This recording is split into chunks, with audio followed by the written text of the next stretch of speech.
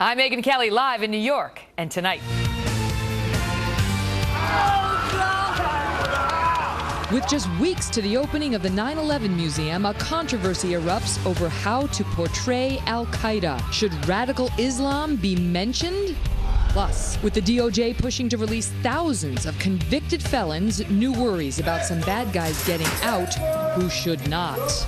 And then, never managed anybody, never run anything. He was asked about how he's a lawyer in Iraq. That's all fine and good, but this is a real job. one of America's biggest veterans groups is here with a message for political candidates after a series of remarks like that one. A big night on the Kelly File starts now.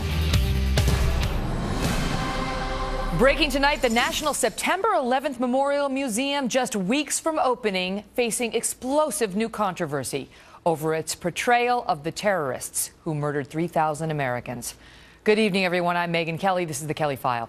More than 12 years after that terrible day, the memorial is built, the exhibits are in place. But tonight, critics are focusing on a video barely 7 minutes in length.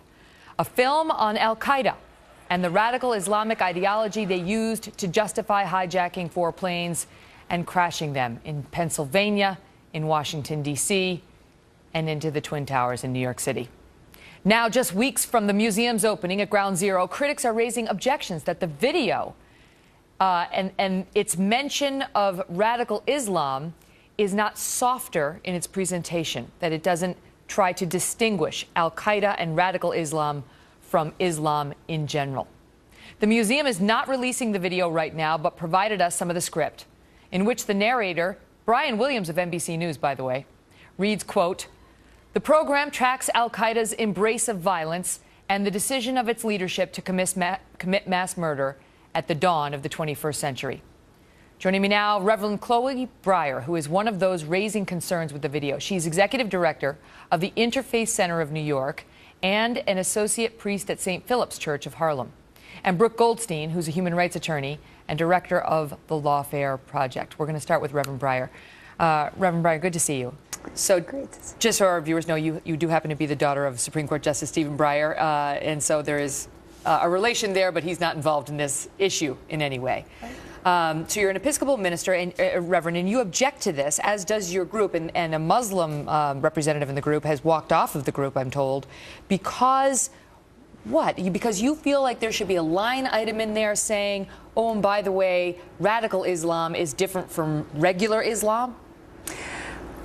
Let me just step back. I served with many other people from different faith traditions as chaplains after 9/11 down at the morgues and at Ground Zero to really be a presence of ministry down there. And it was something, an event that radically, affected my life and ministry in New York City in 2001. We are thrilled with much of the work that the museum has done to honor that day and to tell that incredibly difficult story. What we're saying is that we want and expect a little bit more from this video that you mentioned, that it needs context. It needs something about Islam as George Bush would say, a peace-loving religion, and that is the context out of which a few, insanely violent and horrific individuals. But why does it need context? Because according to the way the New York Times reported it, the issue is whether, according to you, your group, whether it is appropriate or inflammatory for the museum to use terminology like Islamist and jihad. What is wrong with using jihad to describe what happened to us on 9/11? Nothing when it's put in context. Jihad is of the violent nature that we saw so tragically on 9/11 is one of many different kinds of activities. The ones that most Muslims adhere to is the struggle to do good, which is a powerful and real struggle. The struggle to be able to fast. The struggle to Are you saying that that's another form of jihad? Yes, exactly right. Okay, but the way that jihad is used generally in this country is to understand those who want to commit war, who want to commit acts of terror. Well, that's been, Are you worried that somebody's going to think they're going to have a Muslim friend who's talking about jihad, about food, and they're going to start sitting across the dinner table and think, oh, this person must be a terrorist? I'm a little bit worried about that. Really? Exactly, because for the same reason of your own reaction, the media has been so intent on reporting jihad as violent That's warfare. how people believe the term. It's not up to you to then now introduce at the 9/11 memorial a different use of jihad that is known in much smaller circles. Right. It's not smaller circles. It's the entire faith of Islam that knows jihad as the ability to wage the struggle to do good. I'm just saying that is the common. If you went to Indonesia, of millions of Muslims, if you went to anywhere around the world, and in our own city, the Muslim New Yorkers would know jihad with that term. And I'm just saying that it's fine to use it in a violent context, but you've got to explain that there's a wider meaning. But you seem to be going beyond that, because you seem to be saying Brian Williams, in editing, in reading this piece, may justify bigotry or violence against Muslims if he doesn't include a line about how most Muslims are peace-loving people. Whether it was Pearl Harbor or any other violent act that's been committed against this country, there is always the fear that a wider group of people are going to get blamed for the insidious acts of How far could you take this? I mean, you go to Dachau and you need a statement that not all Germans supported Adolf Hitler? Well, you go, for example, when I talked to someone today who was covered Serbia and said, it was very clear if you asked the average American that what the Serbians did in Yugoslavia at the end of that time, they would know there was violence, but they wouldn't know they were Christian. So what we're saying is let's be clear when we identify someone's religious tradition that as a reminder, or even a disclaimer at the very beginning, here's what we want to see, and then you have the more detailed description. Thank you for being here. Thank you. I want to get to Brooke Goldstein now as well, who's with us.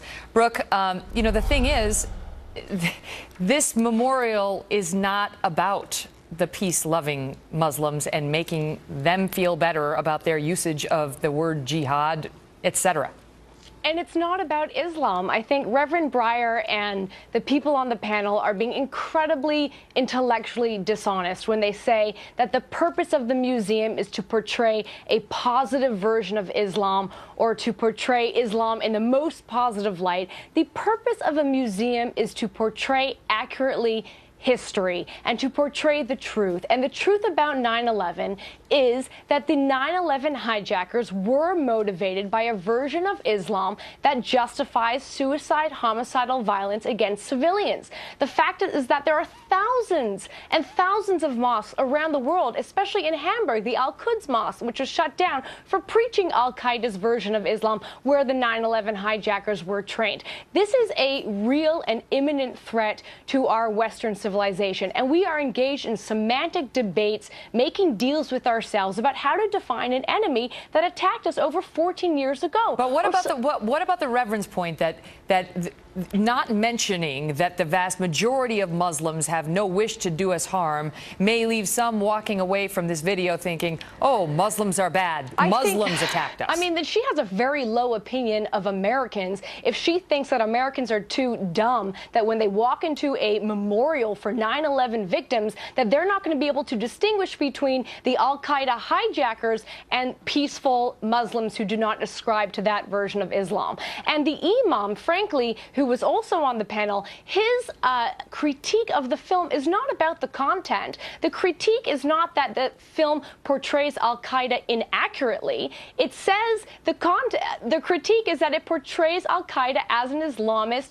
jihadist, self-described Islamist jihadist terrorist group. The critique is that it portrays the truth, and the truth is offensive to Muslims. Again, a very low opinion of Muslims if they think Muslims are going to be offended by showing the facts. They don't like the term jihad. They say if generalized labels are needed, we suggest using specific terms such as Al-Qaeda-inspired terrorism. And that viewers would be given a more comprehensive definition of jihad. You heard that discussion. Your thoughts? It's incredibly sad. Again, Major Nidal Hassan did not mince words when he opened fire and screamed Allah Akbar and murdered Americans. The terrorists in Kenya were not debating semantics when they separated Muslims from non-Muslims and butchered women and children. We here in the West, again, we are making deals with ourselves.